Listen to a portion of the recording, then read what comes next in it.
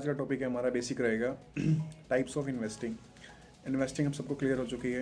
Investing क्या होती है कि आपके पास एक set of amount of money है और आप उस पर किसी भी एक स्टॉक पे आफ्टर एक सेक्टर रिसर्च के बाद एक बेट करते हैं किसी भी सेक्टर के ऊपर, और वो चीज़ें इंटरेस्टिंग लगती हैं आपको, और फिर उसके बाद आप अपना एक रिसर्च के साथ साथ आप उसमें एक बढ़िया भी टेक्निकल चीज़ें जो होती हैं या फंडामेंटल्स होते हैं वो वेरीफाई करने के बाद उसमें एंट्री मारते हैं और फिर आराम से बैठते हैं उसके ऊपर। ठीक है, फिर आपको डिविडेंड की फॉर्म में पैसे आते हैं और जो भी इसका प्राइस बढ़ेगा एप्रिशिएशन वाला उस पर बेस पे पैसे आएंगे।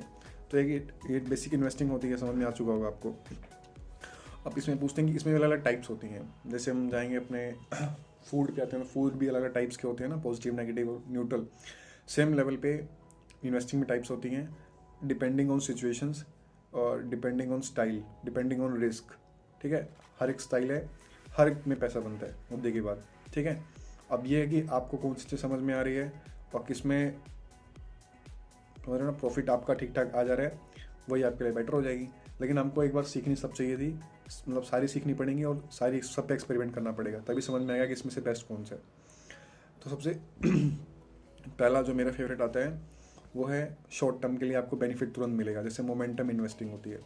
मोमेंटम इन्वेस्टिंग में क्या होता है, सबसे पहला काम हमें करना पड़ता है, पहले हम देखते हैं कि सेक्टर में कौन सा स्टॉक फ्लो में चल रहा है। जैसे अगर हम इस समय बात करेंगे लॉजिस्टिक्स सेक्टर्स में, अभी इतना इंडिया में डेवलप नहीं है।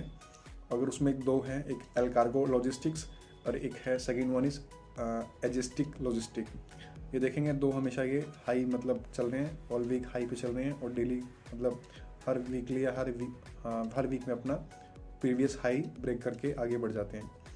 तो इसमें क्या मोमेंटम पहले से आया हुआ है, तो हमें करना क्या है, इसमें एंट्री कैसे मारनी है, जब इतना हाई पीक बनाया उससे जब ये 5 या 7% नीचे आ गया, ठीक है, फिर आपको उसमें एंट्री मारनी है, क्योंकि इसके अब डाउन जाने के चांसेस काफ़ी कम हैं, क्योंकि पहले से इसके पास बाइंग का प्रेशर आ चुका है, सेलर्स यहाँ पे कम है।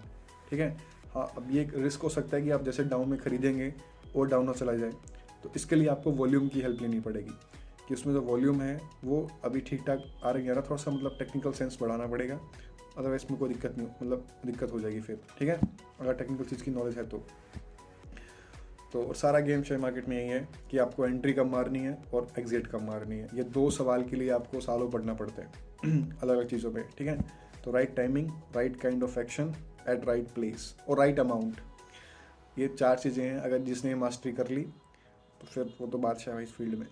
ठीक है, तो कहाँ थे हम लोग, मोमेंटम इन्वेस्टिंग। समझ में आएगा ना कि जब जैसे फ्लो बढ़ रहा है, ट्रेंड स्ट्रॉन्ग हुआ है, आप भी साथ में राइड करके अपना निकल दो उसमें भी, तो कुछ उसमें भी 3-4-5% आपको मिल जाता है ठीक ठाक। ठीक है, तो इसके स्मॉल केस वगैरह भी बनते हैं, स्पेशली जो मोमेंटम के 4 स्टॉक्स होते हैं वो स्मॉल केस में उसमें लिस्ट आ जाती है और फिर उसी में लगा के आपका पैसा वो ग्रो करते हैं जो हाई लेते हैं वो लोग। तो इसके करने के बाद अगर एक सेकंड टाइप का फिर आया वैल्यू इन्वेस्टिंग, जो वॉरेन बफेट जिसका रूल अपनाते हैं कि क्या करते हैं, वो पहले वैल्यू रिसर्च करेंगे किसी कंपनी में, उनको समझ में आ जाती है और फिर उसमें टिके वो बैठ जाते हैं 5 साल 10 साल 11 साल जो भी उनका स्ट्रॉन्ग हो। लेकिन आज की जनरेशन का इतना टाइम कहाँ, तुरंत चाहिए अपने को भाई, ट्रेडिंग वाला माहौल, खर्चा निकालना है अपने को, मंथली इनकम यहाँ से। तो ये माइंड सेट से आते हैं, इसलिए दिक्कत हो जाती है उनको। तो नेक्स्ट वाले में क्या रहेगा आपका मोमेंटम हो गया। अब आता है वैल्यू में ना, वैल्यू में क्या रहेगा कि आपको उसकी जो वैल्यू है उसका कैश फ्लो से आप वैल्यू निकालते हैं, बेसिकली फ्री कैश फ्लो से। उससे वैल्यू निकालने के बाद आपको समझ में आ जाएगा कि हाँ ये कंपनी क्या है, जिस प्राइस पे वैल्यू दे रही, जो प्रोडक्ट बना रही है उसकी हाई वैल्यू है, वो मार्केट में बीट कर जाएगा। ये आपको प्रेडिक्शन में खेलना पड़ता है फ्यूचर के लेवल पे। ठीक है, अगर वो चल जाता है तो फिर आपका बल्ले बल्ले, नहीं चला तो फिर लो तो नहीं होगा ना, मतलब इतना लो तो नहीं पड़ता, आप उसको सेल कर सकते हो फिलहाल, ज़्यादा लो होगा तो। सेकंड हो गई वैल्यू इन्वेस्टिंग, क्लियर हो गया होगा। एंड थर्ड पे आती है फिर इनकम इन्वेस्टिंग। इनकम इन्वेस्टिंग क्या होती है, जिसमें क्या होगा, आपके पास डिविडेंड्स की फॉर्म में इनकम आते हैं, यील्ड, आपको डिविडेंड यील्ड मिलती है पर ईयर की। कुछ साल में 2 बार दे देते हैं, कुछ साल में 1 बार देते हैं। जैसे अब डिविडेंड्स की बात करेंगे, जो मोस्टली गवर्नमेंट कंपनियां हैं हाई डिविडेंड यील्ड देती हैं। ठीक है, जैसे आपका नेशनल एल्यूमिनियम कंपनी हो गया, ठीक है, नाल्को। उसके बाद फिर JSW भी अभी दे रहा था ठीक ठाक, JSW स्टील। और उसके बाद एक वेदांता है 8-9% का डिविडेंड, NTPC वगैरह। तो इन सब में क्या होता है, आपको डिविडेंड से इनकम मिलती है। इनका शेयर प्राइस बढ़ता है तो ठीक है, वो तो एप्रिसिएशन होगा ही, प्लस में आपके पास एक मतलब वो फिक्स रहेगा कि 8-6-8% का आपका वो आना फिक्स ही है आपके प्राइस के ऊपर। ठीक है, जो जनरली मुझे सही नहीं लगता इतना कि आपको भी ये ग्रोथ चाहिए, ठीक है।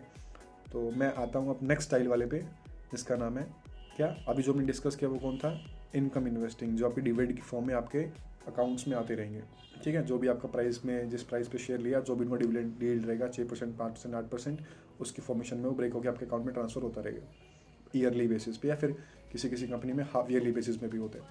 नेक्स्ट आती है ग्रोथ इन्वेस्टिंग। ग्रोथ में इन्वेस्टिंग क्या होती है, ये एकदम स्ट्रांगली पागल रहते हैं ग्रोथ के लिए, अग्रेसिव ग्रोथ, कुछ पीछे की जैसे इसमें कोटक महिंद्रा बैंक है, एकदम वो मतलब अग्रेसिव लेवल पे गेम खेलता है वो ग्रोथ पाने के लिए, ठीक है।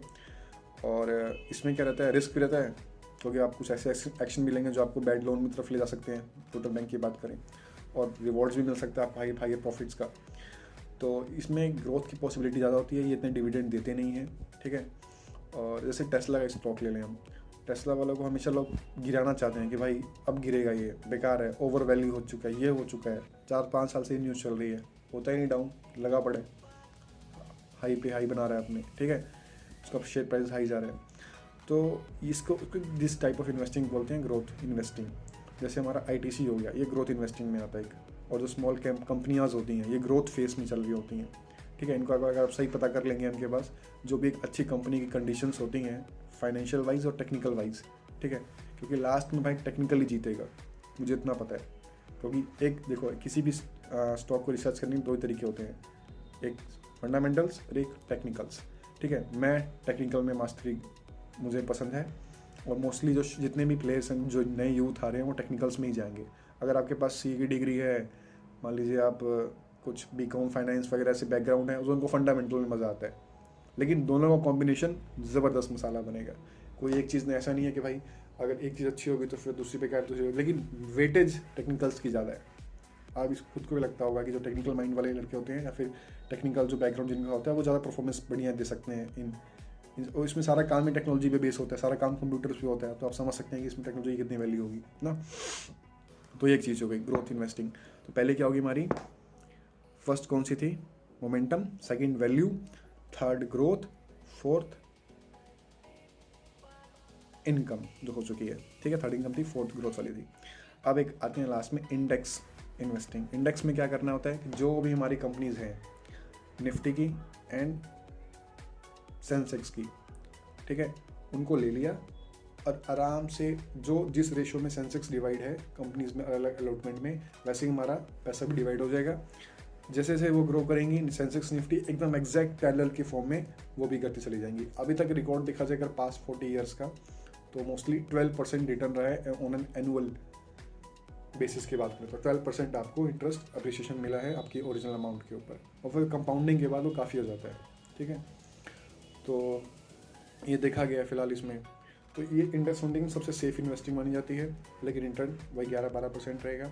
इंडेक्स को फॉलो करेगा। इंडेक्स के हमारे 2 मेन, BSE और सेंसेक्स और निफ्टी, ये हमारे 2 इंडेक्स हैं। ये 2 अलग इंडेक्स बनती हुई हैं, एक 30 कंपनियों की है और एक 50 कंपनियों की है। तो उस पर बेस पे हम आराम से काम करते हैं, ज़्यादा रिस्क नहीं लेते हैं, और वो उसी हिसाब से चलता है। इसमें एक्सपेंस रेशियो भी आपका कम आता है। एक्सपेंस मतलब संभालने का, क्योंकि वो सिंपली एक एक्सपेंस को फॉलो कर रहे हैं, ठीक है। तो उसमें इतना फ़र्क तो पड़ेगा नहीं। जो पहले से बनी हुई इंडेक्स, उनको ना कुछ बेचना है ना कुछ खरीदना है। जो भी लिस्टेड 50 हैं और जो भी 30 हैं, बस उसी में रहना है उनको, ठीक है। तो ये चीज़ें रहती हैं उसमें। और फिर आते हैं लास्ट में एक्टिव इन्वेस्टिंग। इसमें आज लिया, कल बेचा, कल लिया, परसों बेचा, नसों बेचा। उसमें मतलब आपको काफ़ी एक्टिव रहना पड़ेगा बेस्ड ऑन टाइम के हिसाब से, या फिर जो भी उसमें स्टॉक में हलचल हो रही है। ये सबसे टफ भी होती है और सबसे ज़्यादा स्किल भी इसमें चाहिए, प्रॉफिट भी ठीक ठाक इसमें आता है, ठीक है ना। तो इसके हिसाब से हमने लोग, ये मुझे लगभग 6 टाइप की इन्वेस्टिंग थी जो मुझे होती है। हो सकता है और भी हो, लेकिन मेजर यही है जो मैं आपको बता चुका हूँ। अब इसमें आपको कौन सा करना है वो मैं उस पर एक एक करके वीडियो बनाऊंगा कि कैसे इसको वेरीफाई करते हैं, कैसे इसको टेस्टिंग करते हैं। फिलहाल इसमें कोई डाउट हो तो कमेंट और बता सकते हैं मुझे, फिर जैसा भी होगा आगे उस पर नेक्स्ट वीडियो बन जाएगी। ओके।